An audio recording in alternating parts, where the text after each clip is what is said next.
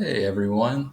Today we're going to take a little time and evaluate sources based on their credibility and bias. And we do this using one of my favorite tests of all time, and it's called the CRAAP test. Yes, the CRAAP test. Some people call it CRAAP, but I like it better as the CRAAP test. It's more memorable that way. So the 5 parts to the CRAAP test are currency, relevance, authority, accuracy, and purpose.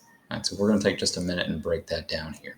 All right, so the first thing we're going to take a look at when evaluating our sources to make sure they're both credible and unbiased is how current they are. All right, how timely is this information?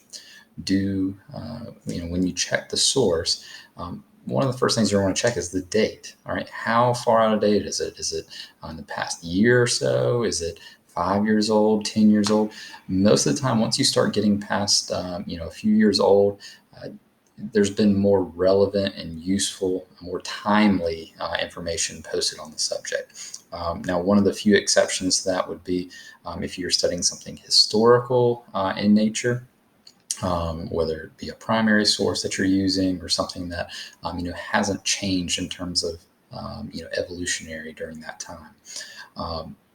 Now, one thing that you're going to want to make sure that not only is an article dated correctly, but also one thing to double check is to make sure that the links in the bibliography or links that are provided in that particular article or source, they work. Okay, so making sure they work, because if not, they may have broken links, and that may indicate to you that maybe this isn't the best source to use. Okay, so that's the currency. Make sure it's current. The next one is going to be relevance. All right, how relevant is it to you in particular? All right, so you're going to be doing this as a high school research student, or possibly if you want to think of it at the college level research student. Is this fit your particular understanding? Is it too low level for you? Is it written at an elementary or middle school level? Is it written at a higher, maybe graduate level or professional level in terms of its use of language and assuming understanding? So in addition to that, does it actually meet what your topic or question you're trying to answer is related to, right? Is it going to actually help you to answer your question, further your argument, or is it something that's somewhat vaguely related, but maybe not the best source for you to use? All right, so it's good to make sure that you look at many different sources for this particular aspect of the CRAAP test. All right, moving right along, moving to our A. That's for our first A. That is for authority. When we say by authority is from, first of all, who is the source of this information? Where is it coming from? And are they an authoritative figure, as in are they experts in that area? So what is the qualification of the author, the publisher, the source? Like, what are their qualifications to be an authority figure on the subject? So you're going to want to make sure that you look into the About Us section when you're looking through an article or website. Figure out who they are. You might want to do some background checking before you use it, because a lot of times things look like they are, an authority on the subject matter, but when you do some digging, they might not be quite as credible as you once thought. Some good ways to make sure that you're getting a credible source is looking, especially if you're using online sources, look at that URL ending. If it ends in a .edu, that's going to mean that it's an education institution. .org is usually a nonprofit organization. .gov is a great one for government-based organizations that you can use, and .net works in similar ways to .org. If it has a .com, it's not saying that it's not credible by any means, but you're going to be most wary of ones that end in .com because there's a chance that there is an inherent bias in those. One thing you're going to look at too is, the person that's publishing this, they may be an author, they may be not only the author and an expert, but are they an expert in that particular area they're writing?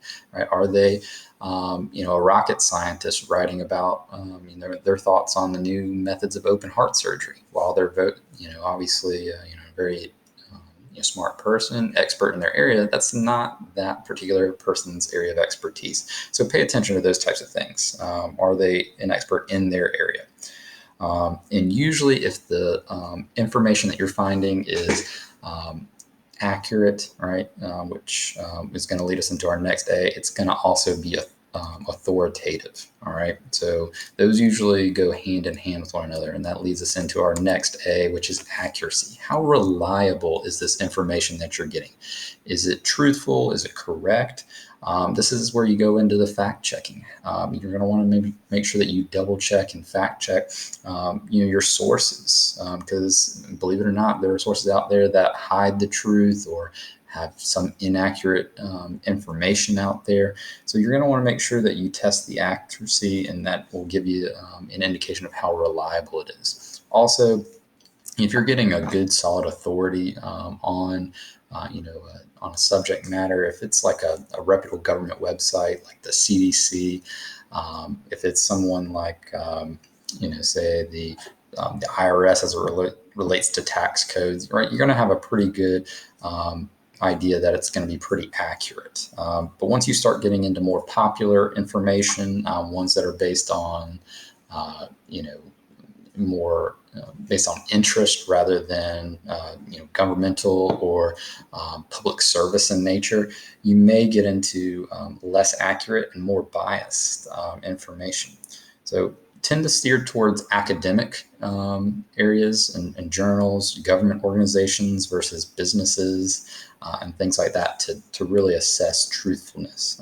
Because that leads us into our last point: is not only does it need to be accurate, you got to make sure that you think about what is the author's intended purpose. Why are they writing this? Because this will help you to sniff out bias.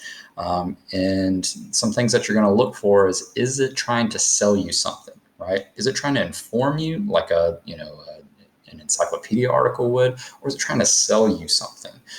Is it trying to entertain you or persuade you to think in one way or another?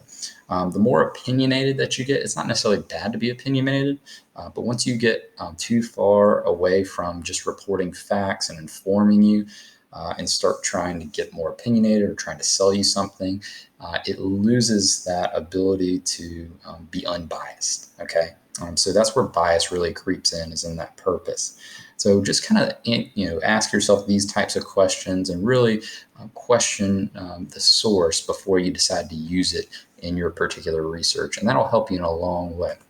So just as a recap, this is a good way of going through all of it, is ask yourself these questions. And I'm not going to read all these to you. If you want to just pause it for a minute and kind of go over the CRAAP test and all those 5 different pieces, here's a good way of looking at it. All right. So take a minute, pause it, and read over it.